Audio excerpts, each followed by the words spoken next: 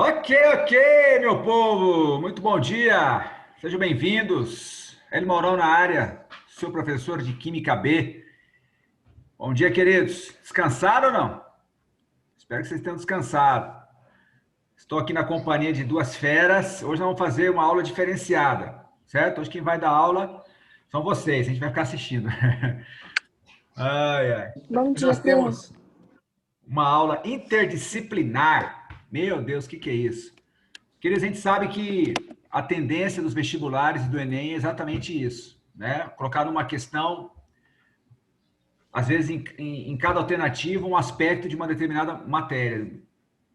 Isso acontece já em provas como o NB e tudo mais, né? As provas do Sul, muitas são assim. E você precisa ter um conhecimento, né, global do conteúdo, não ficar pensando só em determinados assuntos, só como química, ou só como física, ou só como biologia. Já foi essa época. Então, nós do Flame vamos estar trabalhando até o final do ano uma programação diferenciada com vocês, primeiro e segundo ano. E o terceiro ano vai estar sendo convidado sempre que possível, né, para estar fazendo uma revisão. E hoje, essa aula, teoricamente, é aula de Química B, mas eu convidei dois colegas aqui, duas feras, Alexandre Osório, professor de Biologia, e professor Gustavo Sabino, professor de Física. Olha só, também chamado de Rafinha Lindo, codinome dele, né, porque ele trabalhou na CIA. Então, nós vamos estar trabalhando hoje um assunto que talvez você pense, nossa, mas tem como juntar biologia e física? Claro que tem, certo? Nenhuma ciência caminha sozinha, queridos. Você tem que entender isso, tá certo? Então, o assunto de hoje é o início da parte de bioquímica, povo do segundo ano. A gente está na apostila 2B e nós estamos no capítulo, deixa eu ver aqui, capítulo 21, tá certo? É um capítulo extenso, porque são as três principais partes de bioquímica: aminoácidos e proteínas, a gente trabalha isso junto, depois lipídios, depois carboidratos, não necessariamente nessa ordem. E eu vou seguir a apostila e vou começar falando sobre aminoácidos e proteínas. Vou dar uma abordagem da química, depois o Osório entra falando sobre a questão da biologia, e por último, o professor Gustavo vai estar falando sobre aspectos da física ligados a aminoácidos e proteínas. Presta atenção, essa parte da física é só o Flame que dá, certo? É outro patamar, como diz o poeta Bruno Henrique, certo? Então, algo além aí da expectativa de vocês. Já é num nível sobrenatural. Mas principalmente o povo do terceiro, que quer vestibulares alto nível aí, fica atento, porque a gente vai estar, né, trabalhando alguns aspectos bem interessantes. Beleza? Então, vamos começar compartilhando a tela aqui.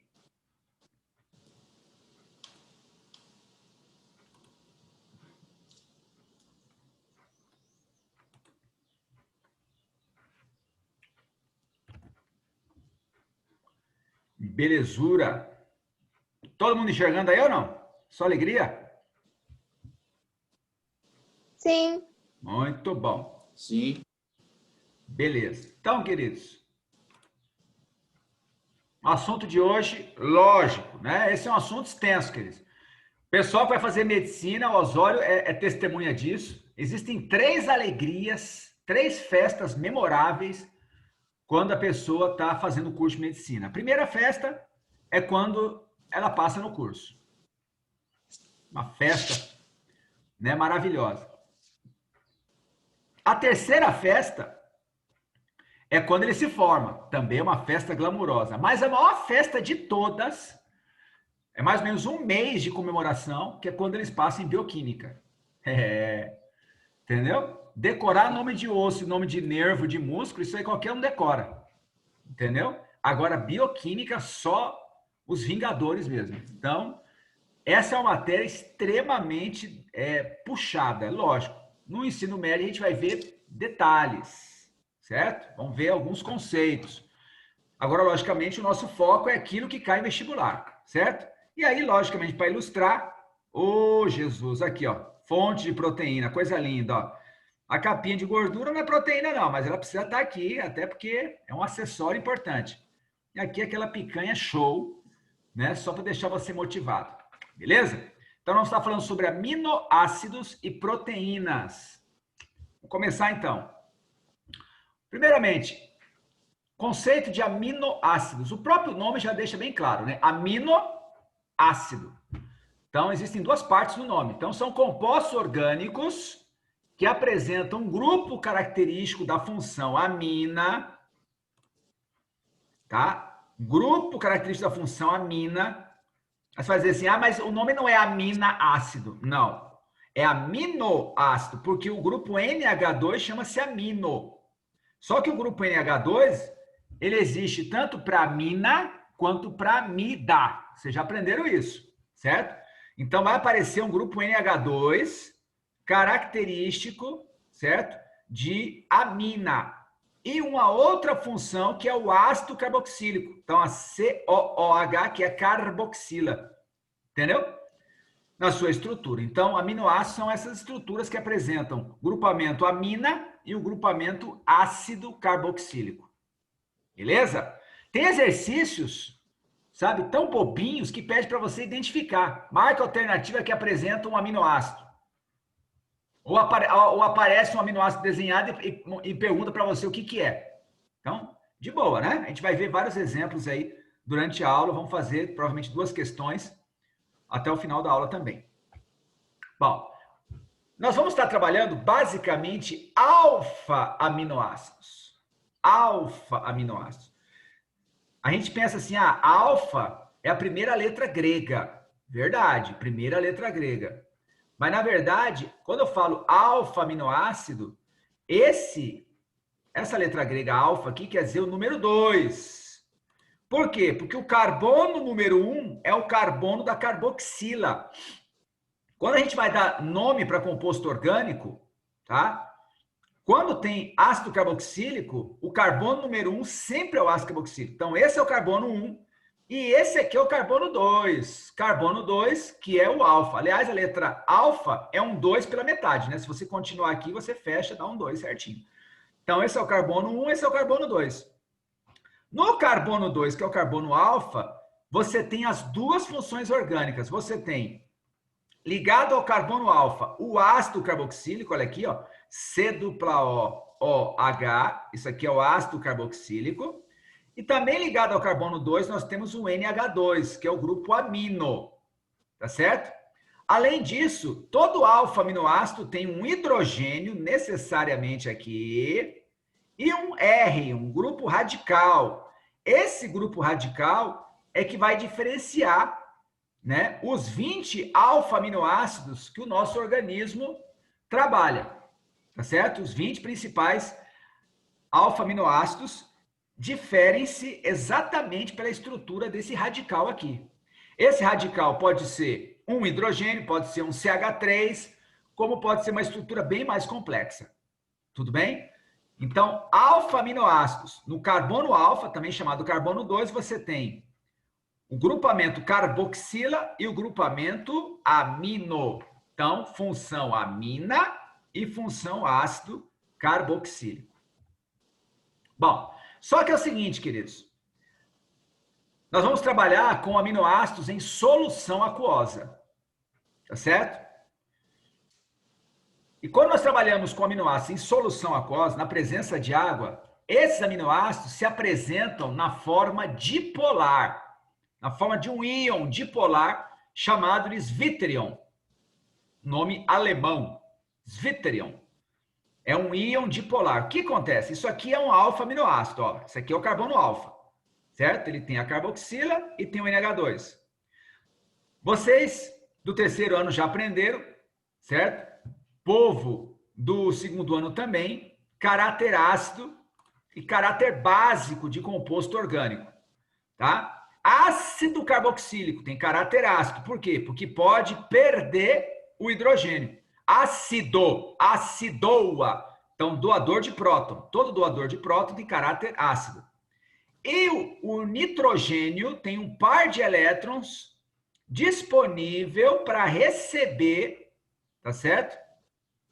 para receber próton. Então, você tem a função doadora de próton, ácido, e você tem a função orgânica receptora de próton, caráter básico, que é amina. Tudo bem? O que vai acontecer? Esse hidrogênio aqui, na forma de próton, ele será perdido, né, pela hidroxila e vai ser capturado aqui, ó. Olha só o que aconteceu.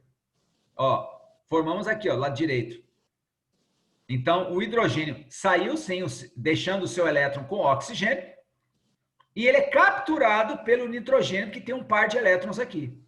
Tá certo? Então, essa forma aqui é a forma com a qual os aminoácidos se apresentam em solução aquosa. Pode ver, ó, que a flechinha está apontando. A flechinha é muito maior, apontando para o aminoácido, para o íon dipolar, do que para o aminoácido, né? Então, a forma iônica prevalece em relação à fórmula molecular, tá? Então, quando a gente pensar em aminoácido, você pensa na forma dipolar, tudo bem?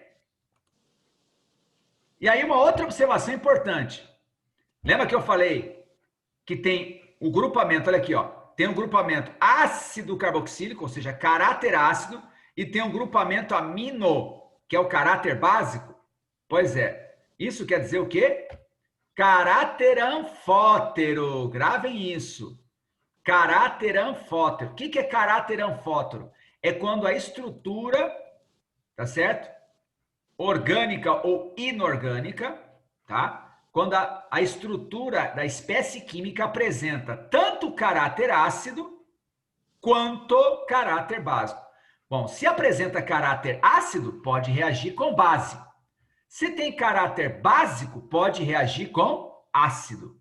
Então, nós vemos aqui, ó, a estrutura clássica do íon dipolar, o Zwitterion, tá certo?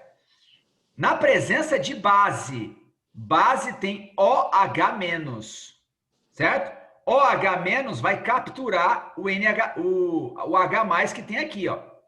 Vai arrancar o H+, tá certo? Então, vai ficar dessa forma aqui, ó. Essa forma aqui, a forma aniônica, ó, a forma aniônica, ela se apresenta em meio básico.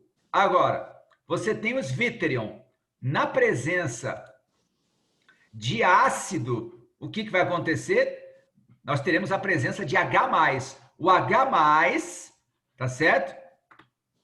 Vai ser capturado pelo O-. Tá vendo esse O- aqui? Se eu colocar o Zwitterion na presença, um excesso de H+, o H+ cola aqui. E aí nós temos, né, a forma protonada, tá certo? Então, a forma desprotonada, sem o próton, é caráter básico. A forma protonada é caráter ácido. Beleza, queridos? Vou repetir? Aqui está o Zwitterion. Íon dipolar, ó, O- e aqui o NH3+. Se eu colocar na presença de OH-, o OH- arranca o H+. E nós temos, então, a forma desprotonada, tá? Com carga negativa. Isso em caráter básico. A partir do Zwitterion, na presença de H+, o H+, ele vai ser capturado pelo O-. Então, nós teremos a forma protonada. Beleza? Isso tem caído em vestibulares. Tá? Aminoácido na forma... Oi?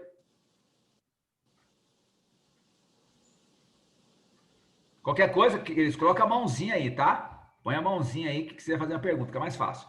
Então, nós temos aqui, ó, o íon dipolar, na presença de OH-, ele fica desprotonado, ó. Carga negativa aqui, em meio básico. O Zwitterion, na presença de H+, ele fica protonado. Então, fica o NH3+ aqui. Beleza? Muito bom. Bom, vamos falar também de comida, certo? Aproveitar que vocês não comeram nada ainda. Então, nós sabemos da importância dos aminoácidos para o nosso organismo. O Osório vai bater muito nisso aí, certo? Eu vou dar aqui uma pincelada, uma preparação, spoiler, daquilo que ele vai falar, certo? Então, quando a gente pensa em aminoácidos, não é só carne, leite, ovo, né? porque aminoácido está ligado à proteína. Não. Tá? Tem muitos grãos, tem muita coisa, fora ovo, leite, carne, que tem proteína, queridos. Tá certo? Tem muita coisa aí. E aí você vê aqui, ó, uma foto mostrando a variedade, né, de fontes de proteínas. Portanto, fontes de aminoácidos. Tá certo? Por isso que o pessoal fala que a nossa alimentação tem que ser a mais colorida possível, ó. Porque além de fontes de vários tipos de aminoácidos, também de vitaminas e tudo mais, né? Agora, quando eu falo que o prato tem que ser colorido, não é para você comer só M&M, certo? Estou falando aquela salada colorida, né? Aquela ponta de costela com aquela maminha, certo? Com aquela picanha, com aquela linguicinha, né? Sertaneja, né? Um coraçãozinho de frango, assim, quanto mais colorido, melhor. Beleza? Então, vamos lá. Queridos, nós temos basicamente dois tipos de aminoácidos. Vocês aprendem isso em biologia, reforço isso em biologia, tá certo? Mas isso está no nosso material também. Nós temos aminoácidos essenciais, tá? E os não essenciais. Primeiramente, o que são os aminoácidos essenciais? Tá? Essencial, quer dizer, é aquele que não pode faltar. Não pode faltar. Certo? Ah, é essencial, não pode faltar. Então, são aminoácidos que não são sintetizados pelo organismo. Teu corpo não produz. Tá certo? Teu corpo não produz. Aqui estão os aminoácidos essenciais. É uma lista de 9 aminoácidos. Desses 9, para os adultos, são 8. Tá certo? Quer dizer que desses 9 aqui, se não me falha a memória, o meu glorioso Osório depois dá uma arrumada aí, mas até onde eu pesquisei, não sou nenhum bioquímico, é a histidina, que os recém-nascidos não produzem, certo? Então, os recém-nascidos, criancinha nasceu, aquele joelhinho bonitinho, esses 9 aminoácidos ele não produz. Depois que ele ficar adulto, né, a histidina ele produz, mas esses outros aqui ele continua não produzindo. E aí o que acontece? Como é que eu vou ter esse aminoácido no meu organismo? Através da alimentação balanceada, certo? E aí você que vai fazer medicina, por exemplo, vai estudar muito sobre isso, né? A importância de você ter uma alimentação balanceada. Povo que come só carne, povo que come só verdura, entendeu? O povo que come só verdura não é feliz não, queridos. Eu nunca vi uma tartaruga dando gargalhada. Você já viu uma tartaruga dando gargalhada? Eu já vi hiena. A hiena vive sorrindo, porque come carne. Entendeu? E elefante. É o bicho mais depressivo que o elefante. Ele só come, né? Só come folha, fruta. Então, assim, a alimentação balanceada que vai garantir, né, esse suprimento desses aminoácidos aqui que o corpo não produz. E existem os aminoácidos não essenciais. São aqueles que são sintetizados pelo organismo. Então, estão aqui, ó. Certo? Uma lista maior. Então, o total são 11 não essenciais e 9 essenciais, sendo que para os adultos são 8, os recém-nascidos são 9. Beleza? Bom demais da conta. Tranquilo? Bom, outro aspecto que eu quero trabalhar com vocês é a questão da isomeria óptica. Tem caído muito isso em vestibular, certo? Isomeria óptica, esse é um assunto que nós vimos, o povo do terceiro ano viu comigo ano passado, foi o último assunto do ano, depois de isomeria óptica veio o Jingle Bells e o Chocotone. E o povo do segundo ano esse ano viu isomeria óptica, né, no primeiro semestre ainda. Tá certo? Antes da metade do ano. Bom, isomeria óptica fala de carbono quiral ou carbono assimétrico. Dos 20 alfa-aminoácidos, só a glicina, essa é a estrutura da glicina, ó. Somente esse aminoácido aqui, chamado glicina, que é o menor aminoácido que existe, tá?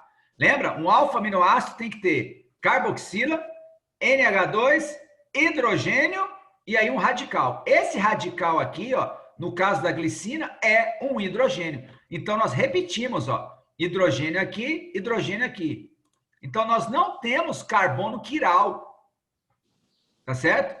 Repare que nós não temos um carbono fazendo 4 ligações simples com grupos diferentes. Então, gravem isso, queridos. Tá? Eu já vi questões de somatório falando, né? Todos os alfa-aminoácidos apresentam isomeria óptica. Falso. Todos não. A glicina é o único que não possui carbono quiral. Beleza? Bom, peptídeos. Peptídeos. Bom, então os aminoácidos é o primeiro momento. O segundo momento é falar sobre proteínas. Certo? Muito bem. Queridos, os peptídeos, essa palavra peptídeos é a associação de 2 ou mais aminoácidos, podendo ser iguais ou não. Eu posso juntar 2 glicinas, como eu posso juntar uma glicina e uma tirosina. Tudo bem? Como eu posso juntar 3, 4, 5, 10, 20, entendeu? Toda vez que eu junto 2 ou mais aminoácidos, eu tenho um peptídeo.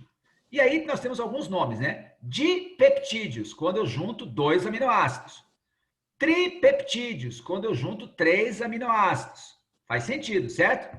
Polipeptídeos, de 10 ou mais aminoácidos, que é o caso das proteínas. As proteínas são polipeptídeos.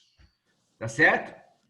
Beleza, queridos? Então, peptídeos é toda vez que eu junto 2 ou mais aminoácidos. Tá, e como é que ocorre essa junção? Bom, formação de um dipeptídeo. Aqui eu vou, né, dar como exemplo um dipeptídeo. Se você entender a junção de 2 aminoácidos, vai entender, né, de 3, de 4, de 5 e até mesmo de um polipeptídeo. Bom, nós temos aqui um aminoácido 1, tá? Um alfa-aminoácido. E aqui nós temos um aminoácido 2, tá? Então, são 2 aminoácidos. Ah, eles são iguais. Podem ser iguais ou diferentes, não importa. Tá certo? Como é que eles vão se juntar? Numa reação de eliminação, mais especificamente chamada de condensação, tá? Toda vez que a gente fala eliminação, quer dizer que a molécula está perdendo pedaços. Cada molécula vai ter perdas, tá? O aminoácido vai perder grupos, o aminoácido 1 vai perder grupos, o aminoácido 2 vai perder grupos também, tá? Então, eliminação. Só que tem reações de eliminação que a molécula simplesmente perde grupos, tá? Agora, tem reações de eliminação que além das moléculas, então você junta 2 moléculas, né? De 2 em 2. Você junta 2 moléculas, cada uma vai perder alguma coisa e elas vão se juntar para restaurar o número de ligações químicas obrigatórias. Então, o que vai acontecer? Como é que os aminoácidos se juntam?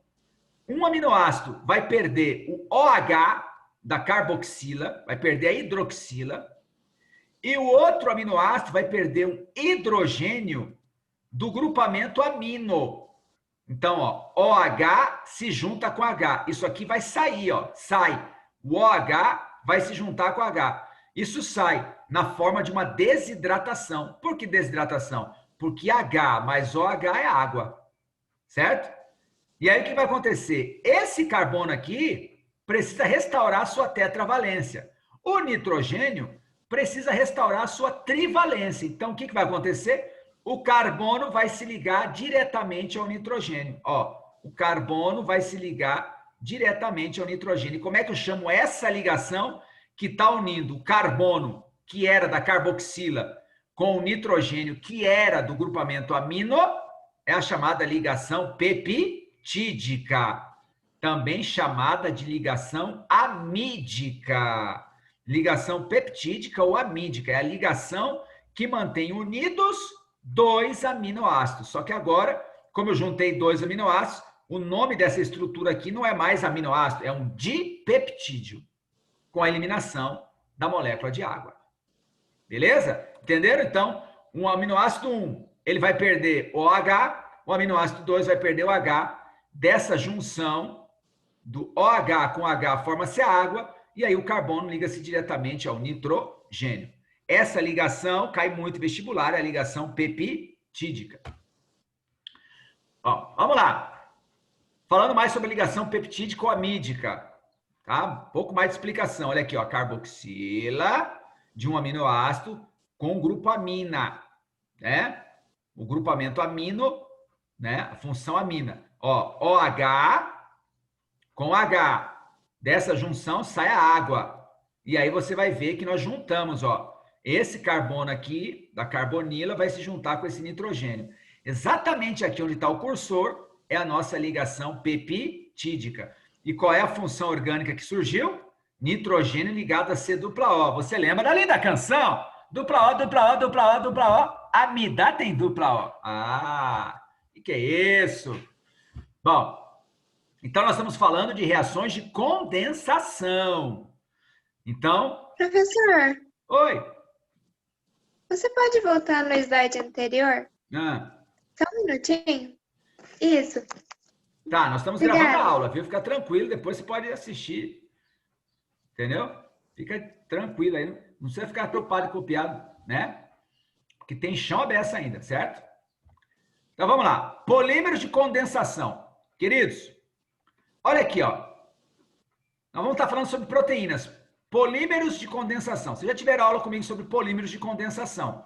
Você tem um monômero, chamado monômero número 1, e você vai ter o monômero número 2. Então, nesse sentido aqui, ó, de cima para baixo, é a reação de condensação. Como que isso vai acontecer? O OH aqui vai se juntar com esse H. OH com H é água. No momento em que esse monômero perdeu o H e esse outro vermelhinho perdeu o H, vai ser formada a água, eles vão ter que se juntar. Olha aqui, ó. Então, nós temos dois monômeros diferentes, tá certo? Então, os polímeros de condensação são copolímeros. O que quer dizer isso, Mauro? Eu sei que no caso das proteínas, eu posso juntar dois aminoácidos iguais. Eu sei. Mas quando a gente analisa a estrutura de proteínas, eles não têm só aminoácidos iguais. Logicamente que não. Certo? Então, pensando em polímeros de condensação de uma forma genérica, como nylon, Kevlar, você tem dois monômeros diferentes, tá? E eles vão ser formados a partir da junção dos dois monômeros com a eliminação da água. Essa é uma característica. E se eu fizer a reação contrária, de baixo para cima, pegar o polímero, né, e reagir com água? Bom, reação com água chama-se hidrólise. O que você vai fazer? Você vai arrebentar essa ligação aqui, tá? Quem tiver carregado negativamente recebe o H+, quem tiver carregado positivamente recebe o OH-, e com isso você restaura os monômeros originais. Tudo bem, queridos? Então, isso aqui é só uma prévia do que vem por aí. Por quê? Porque proteínas são polímeros de condensação. Proteínas são poliamidas. Poliamidas naturais. Nós já vimos nylon, nós já vimos Kevlar, né, que são os dois grandes exemplos. E agora, proteínas são polímeros de condensação, são poliamidas naturais. Olha aqui, ó. Você tem aqui um aminoácido, tá certo? Aqui um outro aminoácido. Você tem vários aminoácidos aqui, ó, se juntando, certo? Quando você tem a junção do OH da carboxila de um aminoácido com o H do grupamento amino do outro, você vai ter a formação da ligação peptídica. Olha aqui, ó. Da retirada de água, forma-se a ligação peptídica. Retirada de mais uma molécula de água, outra ligação peptídica. Mais uma molécula de água retirada. Então, para cada ligação peptídica formada, uma molécula de água foi eliminada. Vou repetir. Para cada ligação peptídica formada, ó, essa ligação aqui foi formada por quê? Porque foi eliminada essa molécula de água. Essa outra ligação foi formada por quê? Porque foi eliminada uma molécula de água. E por aí vai. Tá? Logicamente, isso continua tanto para a esquerda quanto para a direita. São milhares e milhares de unidades de aminoácidos se repetindo ao longo da estrutura. Tá certo? Muito bom. Portanto, proteínas são poliamidas naturais. Olha aqui, ó. Um aminoácido com outro aminoácido forma um peptídeo, certo? Isso aqui é a reação clássica. Beleza. E a ligação peptídica aqui, com a eliminação da água. E aqui nós temos o fragmento linear de uma proteína. Reparem na presença da função Ó, amida, nitrogênio ligado a C dupla O. Amida tem dupla O, dupla O, dupla O, dupla O. Então, proteínas são poliamidas naturais. Gravem isso. Bom, vamos lá. Para terminar, que meu horário está acabando, deixa eu fazer duas questões bem fáceis aqui. Primeira questão.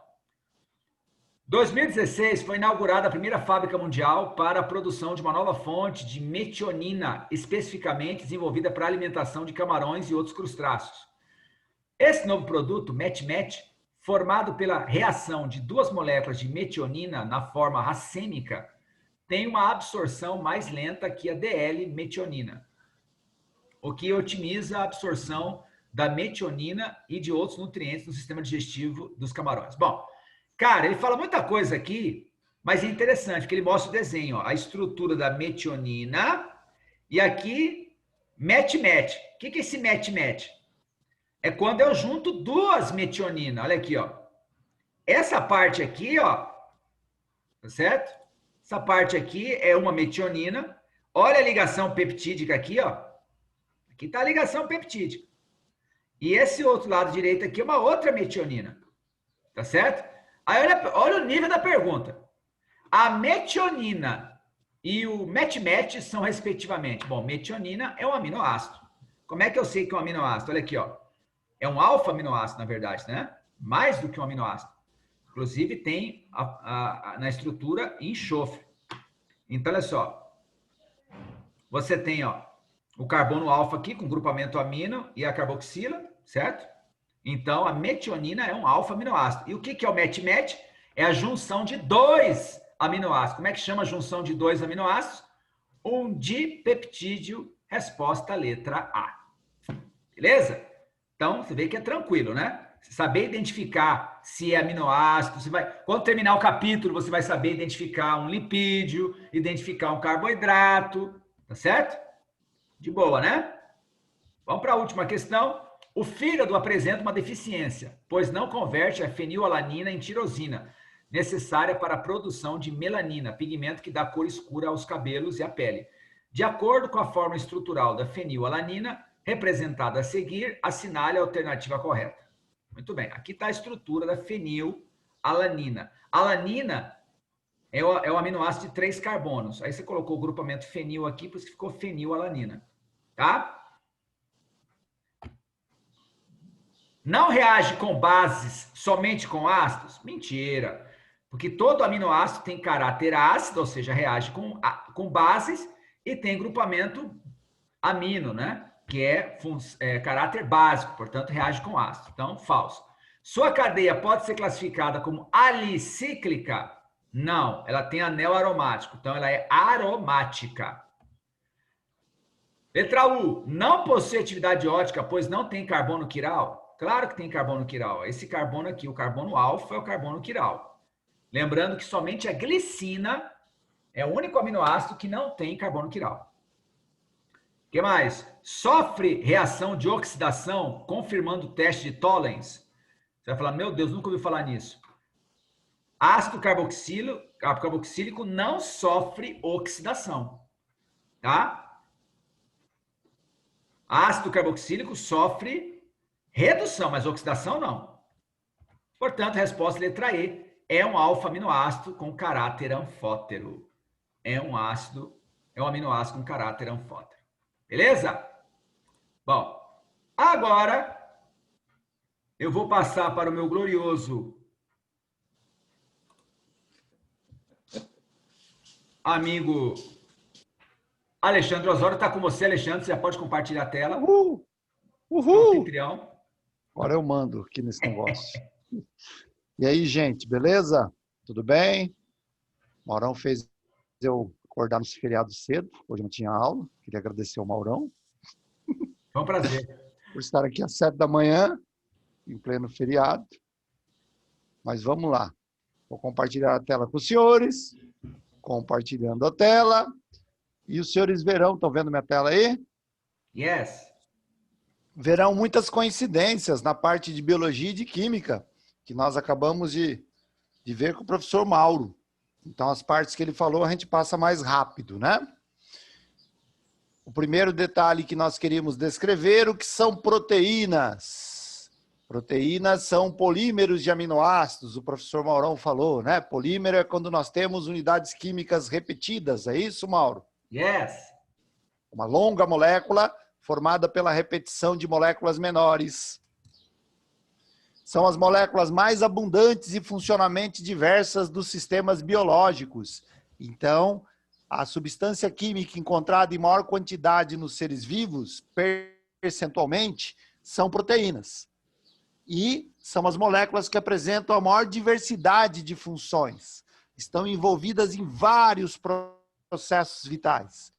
Então, para explicar isso para as criancinhas, né, que a proteína é um polímero constituído de aminoácidos, nós costumamos dizer que a proteína é um muro e os aminoácidos são tijolinhos, né? Quando você come um muro, você desmonta o muro em tijolinhos e o seu organismo remonta os tijolinhos de acordo com a sua informação genética, produz os seus próprios muros. Então, as proteínas que você ingere não serão necessariamente as proteínas que você terá no corpo. As proteínas são desmontadas em aminoácidos. O que importa é a constituição de aminoácidos. Os aminoácidos, o professor Maurão falou, travou minha tela, ops, destravou. São unidades funcionais das proteínas, tem pelo menos um grupo carboxílico e um grupo amento-amina, por isso o nome aminoácidos. E a fórmula geral que o professor Maurão colocou para vocês, né? Carbono alfa, ácido carboxílico e grupamento-amina. E um radical. O radical é o que torna um aminoácido diferente do outro. Não é? Nas proteínas de seres vivos, nós podemos encontrar 20 tipos diferentes de aminoácidos, diferindo de acordo com o radical. Os aminoácidos naturais ou não essenciais são aqueles produzidos pelo próprio organismo. São em número de 12 tipos para adultos. Já os essenciais são necessários na dieta, são encontrados em maior quantidade em proteínas de carnes, leites e ovos. Você fala, professor, mas e os veganos? Os veganos vão ter que ingerir leguminosas. Lembram das leguminosas? Leguminosas são vegetais que têm o fruto na forma de vagem. Então, feijão, ervilha, amendoim, soja são leguminosas. Neles nós vamos encontrar os aminoácidos essenciais em maior quantidade. A relação de aminoácidos naturais e essenciais é diferente para cada grupo de ser vivo. Os seres autótrofos são capazes de produzir todos que eles necessitam. Então, um vegetal ele não tem os 20 tipos, mas todos os que eles precisam, eles são capazes de produzir. Então, ele não precisa de uma fonte alimentar externa, não precisa de proteínas externamente. Já os heterótrofos produzem alguns e outros são necessários na dieta. Então, esse número 12 e 8 para adultos, e esses tipos só valem para humanos. Cada grupo de ser vivo tem os seus naturais e os seus essenciais. Por isso que a dieta alimentar é diferente, né? Se você pega animais criados pelo homem, cachorro e gato, se você der ração de gato para cachorro ou ração de cachorro para gato, eles comem, mas a ração não é balanceada, né? Para o indivíduo da outra espécie. Então, pode ser que ocorra carência de aminoácidos essenciais se você der a ração da espécie errada, né? Os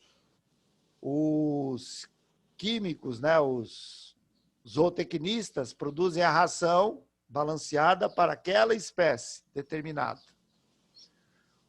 Alimentos ricos em aminoácidos essenciais, carne, leite e ovos em maior quantidade, e as leguminosas, sementes oleaginosas em quantidade menor, né?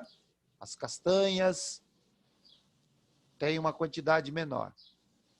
Olha os aminoácidos aí. Alguns vestibulares pedem para você identificar o radical. Você consegue identificar o radical da alanina? Olha lá. C-OH, ácido carboxílico. NH2-amina, hidrogênio, carbono alfa. Olha o radical. CH3. Radical da arginina. Olha que lindo. Ajuda aí, Maurão. Radical aqui. Tá certo? Opa! Radical aqui. Olha só, cisteína é um aminoácido que tem enxofre no radical. Então, enxofre entra na composição de algumas proteínas. Né? Agora, da glutamina, eu não sei. Maurão, é aqui o radical? Deixa eu ver. Não, lado esquerdo aí. Aqui? É, tudo isso aí. Aqui? É, Daqui para frente? isso. Aqui? Não, mais para frente. Aqui. Isso. Tudo aí.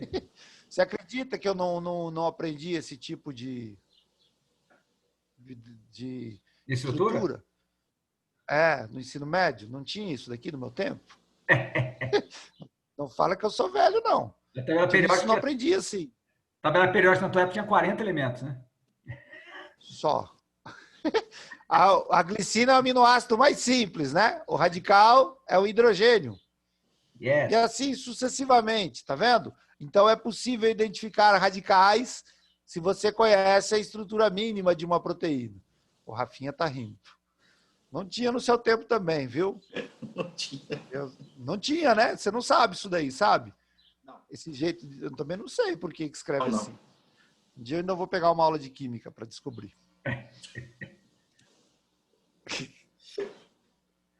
Olha lá, alguns problemas nutricionais relacionados aos aminoácidos. Os senhores já ouviram falar de marasmo?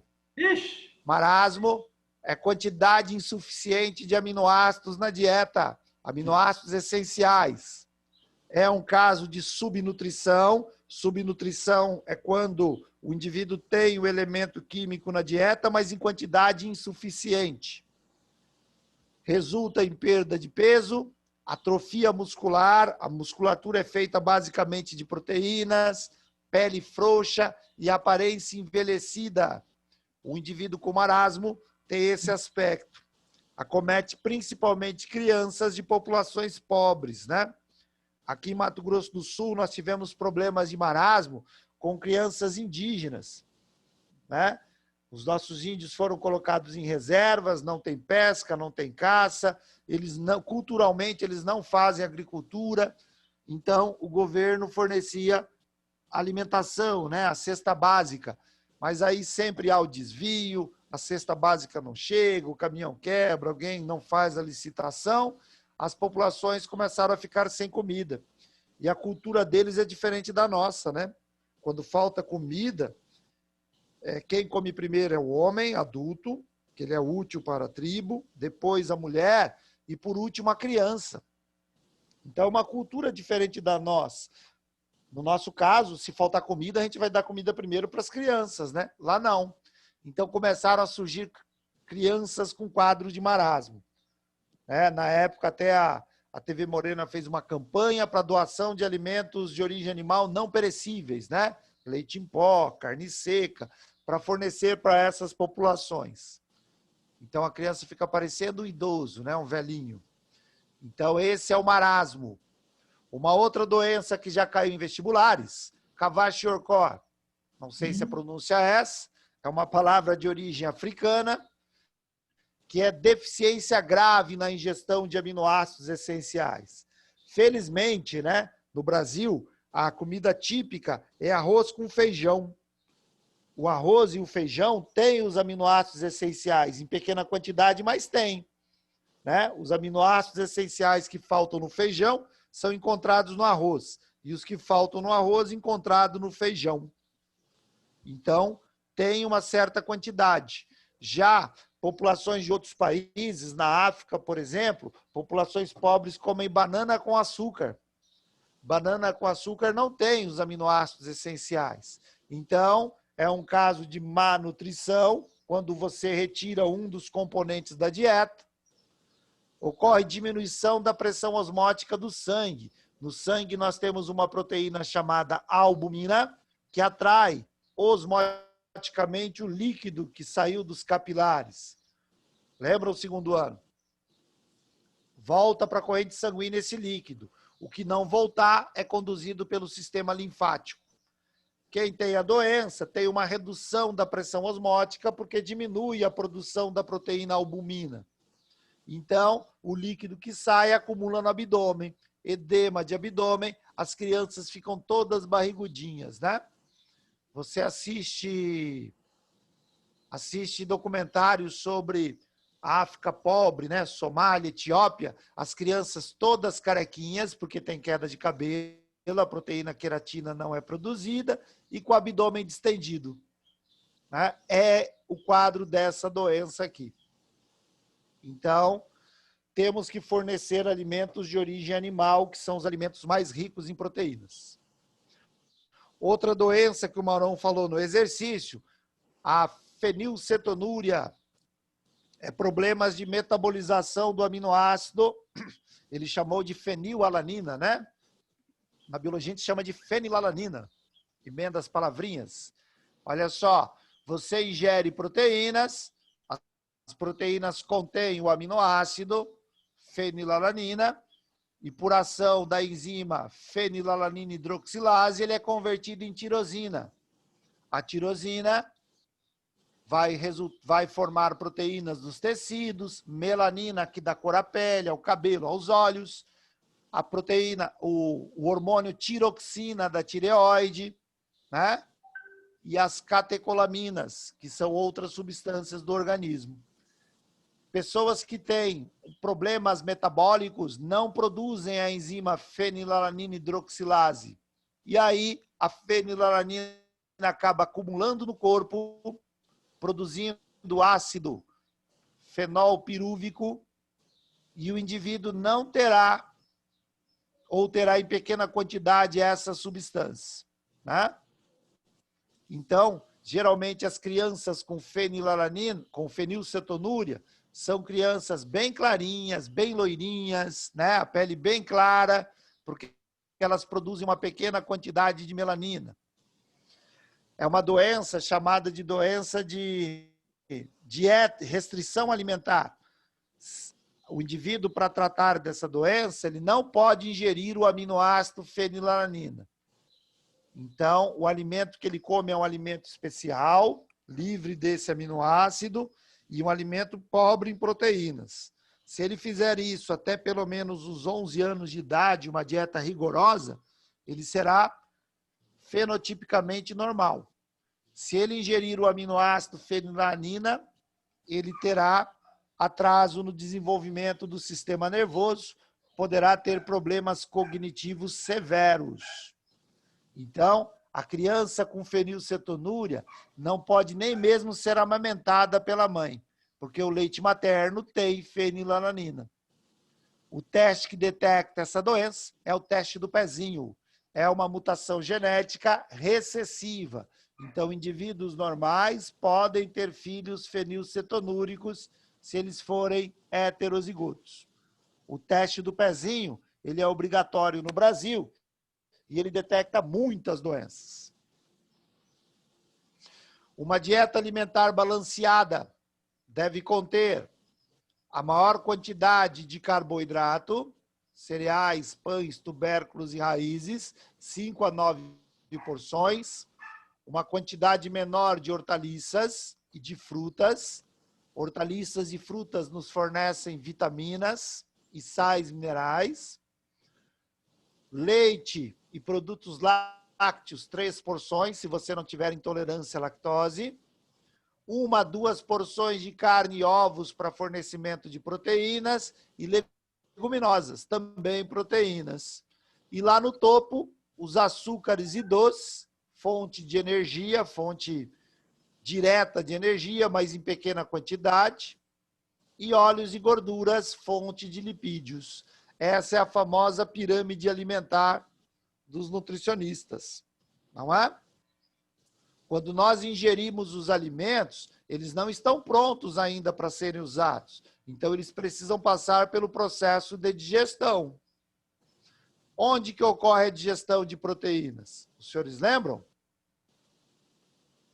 Lembram ou não? Começam no estômago, por ação da pepsina.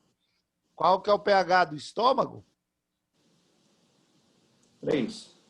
Aproximadamente 2, né? 3 está válido. A pepsina agindo sobre proteínas. Depois ele continua no pâncreas. Qual que é a enzima que tem no pâncreas que digere proteína? Alguém lembra? Tripsina e quimiotripsina. Do suco pancreático.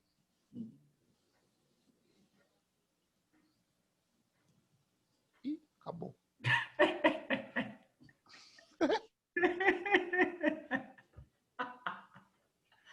Acabou. E no intestino delgado? Temos as peptidases.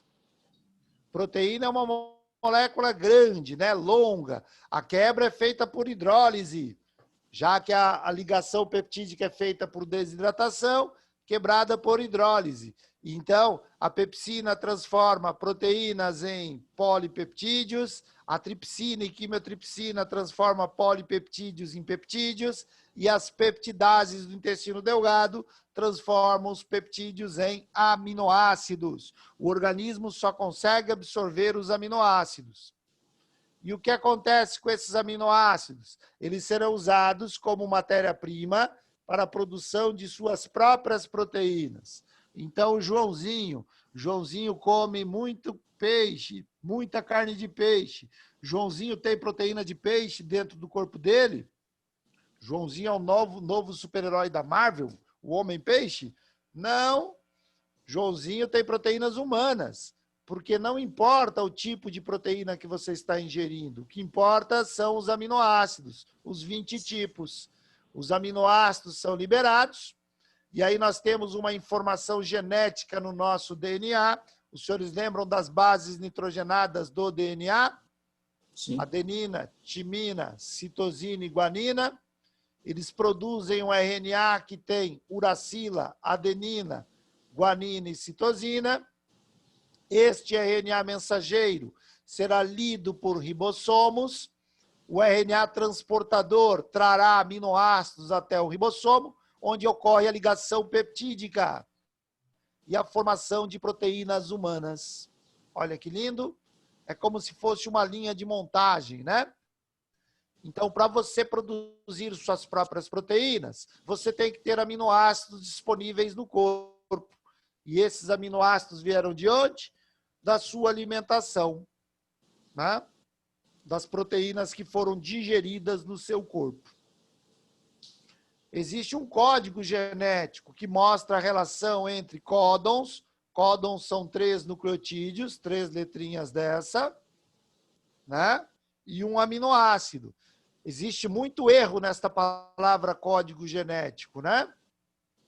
Direto a televisão fala, descobriram o código genético do coronavírus. Não, descobriram o genoma do coronavírus. O código genético é universal. Essa tabela vale para quase todos os seres vivos, né?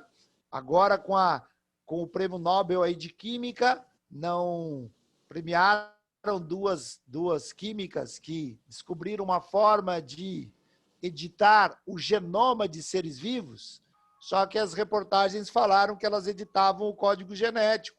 Não é verdade. O código genético é essa tabela. Elas descobriram uma forma de editar genomas, né? Cortar o genoma e inserir outros genes no local. Isso possibilitou o desenvolvimento de transgênicos. Então, tem que tomar cuidado com a palavra código genético. É essa tabela. Relação entre códons e aminoácidos. A ligação peptídica que o professor Mauro falou, entre o OH de um e o hidrogênio do grupamento amina do outro, reação por desidratação. Então, aqui sai água, e como ele destacou, W não é uma proteína, é um dipeptídeo. Dipeptídeo. Para alguns autores, proteínas têm que ter mais de 50 aminoácidos, tá? Senão não é proteína. As proteínas, elas apresentam uma estrutura primária, que é a ordem dos aminoácidos ao longo da molécula, determinado pelo RNA mensageiro, que foi produzido por um gene de DNA. Só que, funcionalmente, ela não fica assim, né? Os radicais apresentam afinidades, eles se unem, não mais por ligação peptídica, originando uma estrutura secundária. A estrutura secundária torna a ligar-se sobre si mesmo, originando uma estrutura terciária. E algumas proteínas têm uniões de estruturas terciárias, originando estrutura quaternária. A hemoglobina é uma proteína de estrutura quaternária. A estrutura terciária é a estrutura funcional. Existe uma relação íntima entre forma da proteína e função. Se você alterar um nucleotídeo do gene, do DNA, o RNA sai diferente, o aminoácido encaixado é outro, e aí nós vamos ter proteínas com estrutura terciária um pouco modificadas. Elas podem não funcionar ou funcionar de maneira diferente, né? As mutações gênicas produzem isso. Nem sempre são ruins, né? Por exemplo, as mutações gênicas são responsáveis pela nossa diversidade fenotípica, né? Cor de cabelo, cor de olho. É diferente porque as proteínas apresentam pequenas alterações de estrutura terciária. É possível alterar a estrutura terciária sem ter alterado a primária? Sim, submetendo proteínas ao aquecimento, à variação de pH, à radiação UV, né? Vários fatores. Isso nós chamamos de desnaturação ou denaturação proteica, né? Um exemplo clássico é o que acontece com a clara do ovo. A clara do ovo, no estado natural, ela é rica numa proteína albumina, ela é gelatinosa e transparente. O que acontece quando você aquece a clara do ovo? Fica branca e sólida. Você alterou a estrutura terciária da albumina. Você mudou a quantidade de aminoácidos? Não, os aminoácidos continuam lá. Então, o que é mais nutritivo em termos de aminoácidos? Ovo cru ou ovo cozido? É igual. Os aminoácidos são os mesmos. Inclusive, proteína desnaturada é mais facilmente digerida. Quando o homem dominou o fogo, né, começou a cozinhar o alimento, além de livrar o alimento de micro-organismos, ele também facilitou a digestão, a absorção dos aminoácidos. E graças ao cozimento do alimento, é que o nosso sistema nervoso conseguiu se desenvolver, né? Então, a diferença entre alimentos proteicos, crus e cozidos, é a estrutura da proteína. E é por essa razão que, se eu te fornecer água com micro-organismos e pedir qual a maneira mais fácil de eliminar a vida dessa água, é ferver a água. Quando você ferve, você desnatura as proteínas do ser vivo. Sem proteínas, o ser vivo não sobrevive. Ok? E para que servem as proteínas dos seres vivos? Elas podem ter função enzimática. Os senhores lembram o nome de enzima? Amilase é uma enzima que digere o quê? Amido. Lactase digere o quê? Lactose, né? Nome de enzima é o nome do substrato mais a terminação ase. Existem proteínas de sustentação? Sim. O colágeno, que dá elasticidade à nossa pele, é uma proteína de sustentação. A gelatina é um alimento rico em colágeno, não é? Será que adianta passar colágeno na pele? Será que ele penetra no corpo? Hã? O creme anti-envelhecimento da mamãe tem colágeno. Não adianta, né? Proteínas são muito grandes para penetrar. São moléculas grandes, não penetram no organismo. Se adiantasse passar colágeno na pele para conservar a elasticidade dela, era só dormir com a cara na gelatina, né? Não adianta. Temos também a queratina, encontrada no cabelo, encontrada na pele, na unha, na superfície da pele, é uma proteína de sustentação. Proteína hormonal, nós temos a insulina, hormônio relacionado ao controle da glicemia, e temos GH, hormônio de crescimento. Proteína de transporte, nós temos a hemoglobina, que transporta oxigênio no sangue. Temos a mioglobina, que transporta oxigênio nos músculos. Proteína de defesa, essa está na moda. São os famosos anticorpos. Qual que é o nome mais técnico dos anticorpos? Imunoglobulina. As vacinas que nós estamos desenvolvendo para coronavírus têm que induzir a produção de anticorpos e de células de memória, para quando o vírus, o antígeno, o micro-organismo verdadeiro entrar no organismo, ele possa ser imediatamente combatido sem causar a doença, né? Quando você fica doente, você também produz anticorpos e células de memória. Nós não sabemos ainda se quem já pegou coronavírus pode pegar novamente, né? Já temos registros de alguns casos de reinfecção por coronavírus. O cara já pegou 2 vezes. Esse é sortudo mesmo. E as proteínas nutricionais, a albumina, encontrada no ovo, e vitelina, também do ovo, do vitelo, substância nutritiva do embrião. Beleza? Essas são algumas das funções biológicas de proteínas nos seres vivos. Beleza? Era isso que eu queria falar com vocês a respeito de proteínas. Alguma dúvida, alguma pergunta? Vocês estão aí ainda? Sim. Então, tá. Sim. Podemos passar para o nosso colega Sabino. O Maurão gravou a aulinha, isso vai estar presente lá na parte de química, né? Isso. Como é que volta, Maurão? O que eu faço? Ai. Ah, Tem que parar de compartilhar. apresentar. Isso. Tá. Stop share. Beleza. Agora vai lá no lado direito, nos participantes.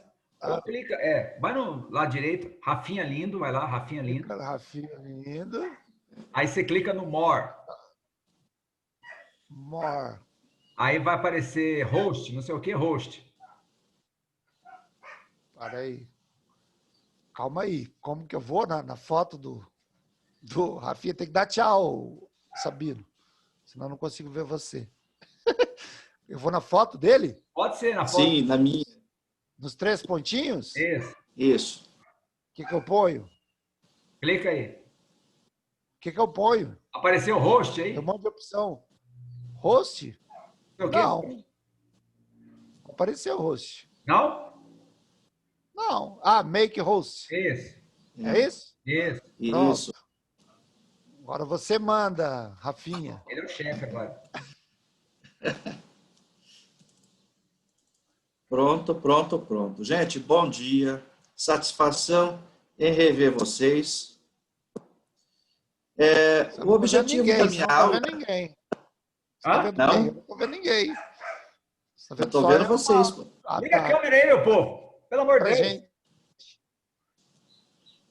Bom dia, gente. Vamos lá, começando então?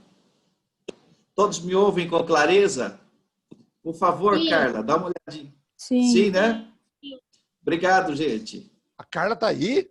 Ah, Claro, sempre, pô. Ô, Carla, por que você não fala mais comigo, Carla? Você tá de mal? Toda semana agora é isso? É isso, professor. Ah, tá. Cadê as piadinhas da Carla? Nunca mais vi. Gente, me faz lembrar há 50 anos atrás, quando eu fazia ensino médio. Que aula sensacional. Obrigado, Osório, pela sua grandiosa parcela, e Mauro também, poxa. Eu me senti como se tivesse 16, 17 anos na sala da escola. Garotão. Bom, gente, o que eu tenho que falar para vocês é desse tamanhozinho, mas de muita importância. O professor Mauro tratou das reações químicas, o professor Osório tratou muito do que eu vou falar, das estruturas primária, secundária e terciária. Então, o meu é um adendo desse tamanhozinho aqui, ó, pequenininho. Então, compartilhando tela para não me estender muito. Vamos lá, gente, então?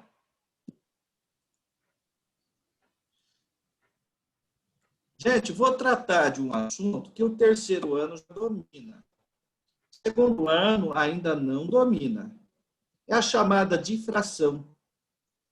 Bom, difração é uma técnica experimental usada em laboratório para se determinar posição de radicais, posição de átomos. Toda onda difrata. O som difrata, a luz difrata, raio-x também difrata. Vamos lá? Uma curiosidade. 2014 foi eleito em Assembleia Organizada na ONU o Ano Internacional da Cristalografia. Opa! Começou com difração, já passou para cristalografia? Sim. Cristalografia usa como principal ferramenta a difração. Um ano internacional para uma técnica experimental. Nenhuma técnica laureou mais cientistas do que a cristalografia. Gente, são 29 laureados com o Prêmio Nobel de diversas áreas, viu? Não estou falando da física. Eu me refiro à biologia, eu me refiro à química, à física, às engenharias. Bom, e no que consiste? Espera aí, antes disso. 2009, o professor Osório falou em estrutura ribossômica. Em 2009, os ganhadores do Prêmio Nobel de Química trataram de desvendar a estrutura do ribossomo. Claro, a técnica só pode ser difração. Bom, difração consiste na passagem da onda por um obstáculo. Esta passagem é marcada por um desvio na trajetória. Então, no meu exemplo aqui à esquerda, aqui em cima, gente, eu tenho uma frente de onda chegando, eu tenho um obstáculo, uma fenda de comprimento L, e tenho a mesma onda atravessando para o outro lado, só que com um pequeno desvio na trajetória. É justamente o que está acontecendo aqui à direita. Você tem uma amostra de um sólido cristalino, um tubo de raio-x que emite onda com determinada frequência, e olha o que eu vejo numa chapa fotográfica. A mesma onda espalhada. Esse espalhamento é porque cada átomo dessa estrutura se comportou como um elemento de difração. A onda, ao bater nesse elemento, contorna o elemento, espalhando a frente de onda. Portanto, cristalografia utiliza como fundamento a difração para investigação em nível atômico e molecular. Tudo que a ciência sabe sobre carbono assimétrico, sobre tipo de cadeia, posição de grupos funcionais, se deve a esse experimento. Vamos adiante? Gente, aqui um exemplo de difração num elemento em formato de disco. Isto. Olha a frente de onda se espalhando. Manchas claras, a luz interfere construtivamente. Manchas escuras, a luz interfere destrutivamente. Quando o objeto tiver tamanho próximo do comprimento de onda da luz, eu vou ver figuras como esta. Isso é chamado figura de difração. Vamos entender a matemática desse processo de desvio. Deixa eu apagar essa tela que está ridículo. Está aqui uma fenda, vou pegar um caminho por aqui, ó, até um anteparo. Outro caminho do meio da fenda até aqui. São caminhos diferentes. Então, eu posso ter 10 cristas pelo caminho de baixo, 9 cristas e meia pelo caminho de cima. Se há uma defasagem de metade de um comprimento de onda, certamente está chegando uma crista por um caminho, um vale por outro caminho. Você do terceiro ano já estudou isso. Crista vale, a interferência destrutiva. São as manchas escuras formadas na lâmina fotográfica. Bom, então essa diferença de caminho, A seno θ, é igual a lambda sobre 2. Esse ângulo é θ, este ângulo aqui em cima é θ. Diferença de caminho é esse pedacinho. Seno, cateto oposto sobre hipotenusa. Então, a diferença de caminho é A seno θ. Se for igual à defasagem, mancha escura. É o que eu vejo. Manchas escuras alternadas por manchas claras. Por que é tão importante esse experimento? Simples. Porque o tamanho desta fenda aqui, ó, corresponde justamente a esse tamanho. Aqui não é A, tá, gente? Aqui é D. A montagem desse experimento me permite calcular o tamanho do átomo, o tamanho da molécula, o tamanho da bactéria, do protozoário. Com a medida do seno θ, do ângulo θ e do comprimento de onda, ficou fácil estabelecer as medidas microscópicas, nanoscópicas, as medidas que eu não enxergo. É olhando para o desvio e para as dimensões do meu experimento que eu determino o tamanho da estrutura difratada pela onda. Gente, vamos lá? Luz consegue difratar? Claro que sim. Difrata objetos dessa ordem, de 670 nanômetros a 400 nanômetros. Raio-X difrata, infravermelho difrata, qualquer radiação difrata. E a equação anterior te permite calcular o tamanho do objeto difratado. Vamos adiante? Para que você tenha uma ideia de escala. Luz, gente, difrata até aqui, ó, 600 nanômetros. A luz não consegue difratar nanopartículas, nem vírus, nem nanotubos de carbono, nem mesmo DNA, nem mesmo proteínas. Com a luz visível, eu só consigo difratar algumas coisas maiores. Quer difratar coisas pequenas?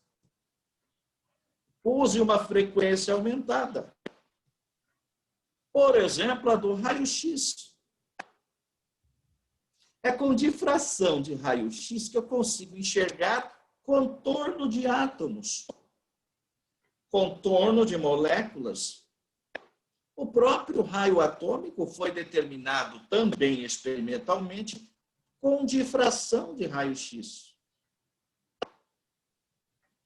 Para que você tenha uma ideia, a frequência do raio-x está da ordem de 10 elevado a 22 Hz. Isso me permite enxergar numa escala muito pequena. Gente, um angstrom, 10 a menos 10. Eu consigo enxergar com frequência de 10 a menos 14. Daqui a vantagem de se trabalhar com aceleradores de partículas. Uma curiosidade, essa moça, Rosalind Franklin, né, é autora da imagem do DNA que nós conhecemos. Embora ela não tenha desvendado as dupla hélices, essa molécula no espaço, foi ela a primeira pesquisadora a enxergar o DNA usando a técnica de difração. Nos anos 50 e 60, Watson e Crick ganharam o prêmio Nobel usando esse experimento sem autorização dela. Está aqui uma figura muito interessante, acho que foi o professor Osório que falou na molécula de insulina nos últimos slides. Olha aqui a molécula de insulina projetada nas coordenadas, nos planos coordenados x, y e z. Por favor, gente, olha o que você vê aqui nessa estrutura projetada em um dos eixos. Corresponde a quem nesse montante de átomos aqui, gente? O que você está vendo é a estrutura espacial montada a partir da difração com raio-x. Então, esta mancha aqui representa a posição desse átomo central, esta outra mancha representa a posição desse outro átomo, e assim por diante, nos 3 planos cartesianos. Claro, eu vou bombardear a amostra de frente, de lado, de cima para baixo, de baixo para cima, de todas as maneiras possíveis. E a difração me permite estruturar essa molécula no espaço. Ou, pelo menos, ter uma ideia que ela é constituída e como é constituída. Essa química inglesa, Dorothy Rodgers, tem foto dela aqui nos anos 80, na Unicamp. Na Unicamp, professor? Sim, em visita ao Brasil. Então, só podemos falar em estrutura primária, em conformações da molécula, por meio desse experimento da difração. Difração é quando uma onda contorna um objeto, espalhando a frente de onda. Ocorre difração quando o tamanho do objeto for mais ou menos do tamanho, da mesma ordem de grandeza, do comprimento de onda. Som difrata objetos enormes, grandes, porque o comprimento de onda é grande. Raio-x contorna átomos, moléculas. Então, quando um pesquisador quer investigar algo, ele já tem que ter em mente qual é o comprimento de onda que ele deve usar. Uma novidade para vocês, uma curiosidade. A física de São Carlos desenvolve medicamentos junto com indústrias do setor privado, usando essa tecnologia da difração. Claro, claro, claro. Com certeza você já viu essa ilustração nos livros de biologia. A especificidade de uma proteína tem relação com a resposta biológica. Como produzir anticorpos, como produzir antibióticos. Eu tenho que estruturar, eu tenho que conhecer a molécula. Esse mecanismo chave-fechadura pode me dar diversas respostas biológicas. Com esse modelo de chave, eu tenho um tipo de resposta. Opa! Com outro modelo de chave, eu tenho outro tipo de resposta biológica. Inclusive, efeitos colaterais. Gente, terminando. Aqui uma imagem de cristalografia usando, claro, difração, feita na Unicamp. Este é o mais moderno laboratório, é chamado Laboratório da Luz, do Hemisfério Sul. Isto é, na Unicamp. Já modelaram a molécula no Brasil de uma proteína chamada 3CL, essencial para a replicação do novo coronavírus.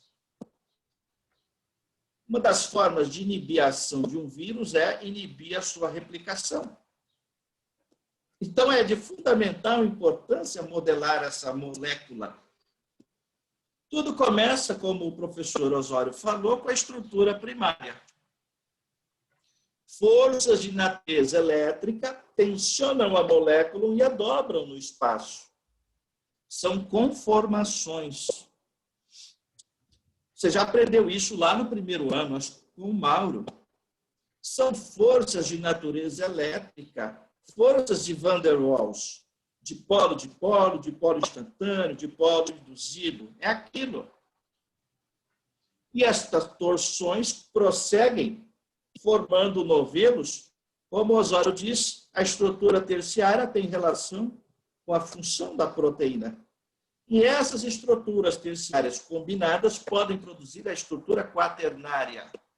Novamente coincidiu com a figura da hemoglobina. Ok? Gente, meu objetivo nesse instante foi justamente mostrar para você de que forma a ciência trabalha integrada. A gente aprende o que é difração em sala de aula e desloca para o lado. É isso, tá? Está aqui uma aplicação do mundo invisível da difração. De posse do comprimento de onda e das medidas do experimento montado, eu consigo estimar o tamanho das coisas, dos obstáculos difratados pela radiação. Beleza? Bom. Professor. Uma satisfação enorme, gente. Você pode voltar Diga, Isabela. Na slide anterior ao último? Posso, Isabela. Enquanto isso, Mauro, enquanto isso, Osório, por favor, pensemos no número, cada um de vocês, de 1 a 37, tá?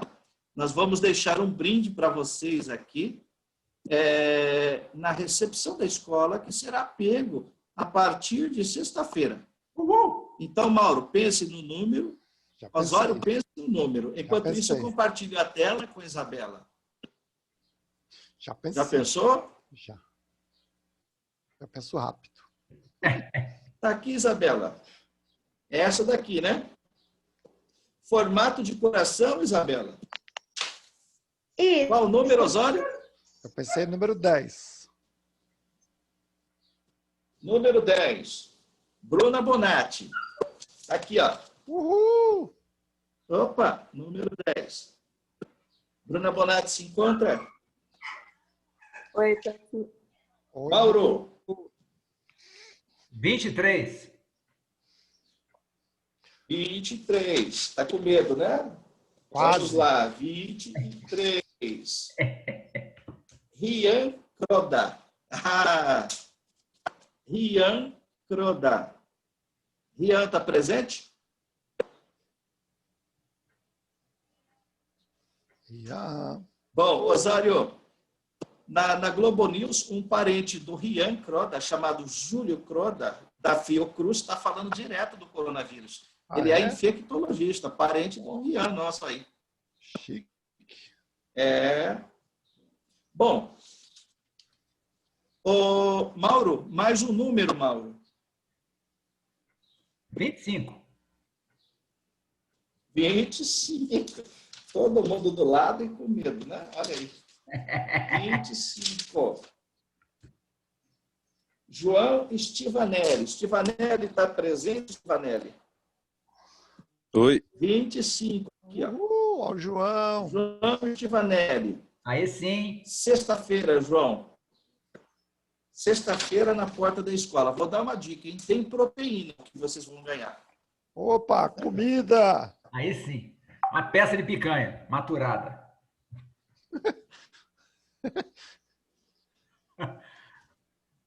Isabela, tudo bem, Isabela? Copiou? Sim. Obrigada. Bom, Mauro, eu não tenho mais nada a dizer. Gente, obrigado pela participação. Mais informações sobre difração, estou à sua disposição. Eu estudei um pouco. Pena que a gente tenha que condensar muita coisa num tempo muito curto. O negócio é lindo. Parabéns, Osório. Muito obrigado pela oportunidade. Mauro também. E eu encerro minha participação, tá, gente? Obrigado. Passa para mim o host, por favor. Devolve Vou passando. Devolve o rosto para o Mauro. Renomear, tornar anfitrião. Sim, olha aí. Aí sim. Aí o anfitrião. Eu quero agradecer ao Alexandre Osório, parceiro. Muito obrigado pela disposição. Quando eu convidei o Osório lá atrás, ele topou rapidamente. Até porque se ele ficar em casa de bobeira, a mulher dele arranja uma coisa para ele fazer, para limpar e tal, né? Já está varrendo o quintal agora. Então ficou, né? Ficou mais tranquilo. Está sentado aí e tal. Tá de boas. Obrigado, Gustavo Sabino, né? Dando essa contribuição da física aí, né? E eu creio que quem assistiu a aula foi bastante enriquecido, né? A gente pôde ver vários aspectos de um assunto, né? Que aparentemente a gente só associa com biologia ou só com química, né? Então, queridos, essa é a ideia nossa do colégio, preparar vocês numa visão holística, né, do conhecimento. Vocês terem uma noção maior, né, macro. Vocês precisam saber fazer essas relações, principalmente o povo do terceiro ano, que já está aí às portas dos vestibulares, e muitos vão fazer vestibulares realmente casca grossa, que numa questão de somatório, né, metade é química, metade é física, ou metade é química, metade é biologia. Se você não souber, né, juntar os conteúdos, né, fica complicado. Então, quero agradecer meus colegas, agradecer a vocês, né, alunos que participaram, parabenizar os ganhadores. Sexta-feira, então, tem um prêmiozinho lá para vocês. E, queridos, é isso. Na semana que vem nós voltamos e nós vamos estar falando sobre carboidratos. Vamos falar de coisas doces. Tá certo? Beleza? Forte abraço. Alô. Até mais, gente. Obrigadão. Beleza, obrigadão, pessoal. Tchau, obrigada. Tchau. Boa semana. E pouco terceiro, daqui a pouco tem aula comigo, hein? Uhul. Droga. Valeu, Osório. Maurão. Até mais. Tchau. Valeu. Valeu. Ui. Tchau, profs. Brigadão. Tchau, tchau.